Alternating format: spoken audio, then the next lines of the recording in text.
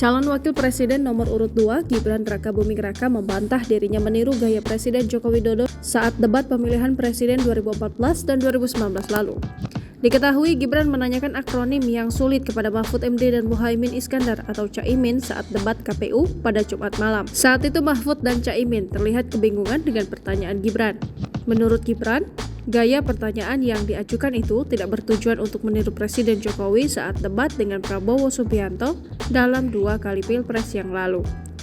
Enggak, ujar Gibran saat ditemui usai belusukan di Pasar Minggu, Jakarta Selatan, Sabtu 23 Desember 2023. Menurutnya, akronim yang dipakai untuk bertanya kepada Caimin dan Mahfud MD saat debat bukanlah kata-kata yang sulit.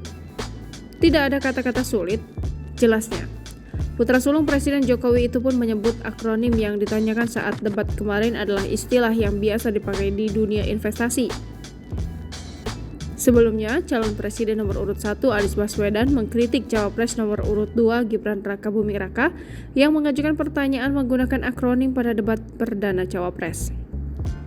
Adapun Gibran bertanya kepada Cawapres nomor urut 1 Muhaimin Iskandar atau Caimin menaikkan peringkat Indonesia di SGIE atau State of the Global Islamic Economy. Namun Caimin kurang paham mengenai akronim SGIE yang dilontarkan Gibran.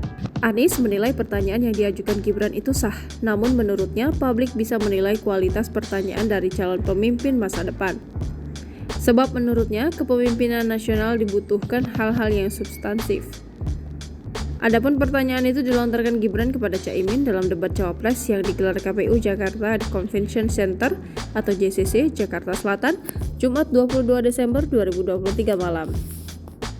Download Tribun X sekarang, menghadirkan lokal menjadi Indonesia.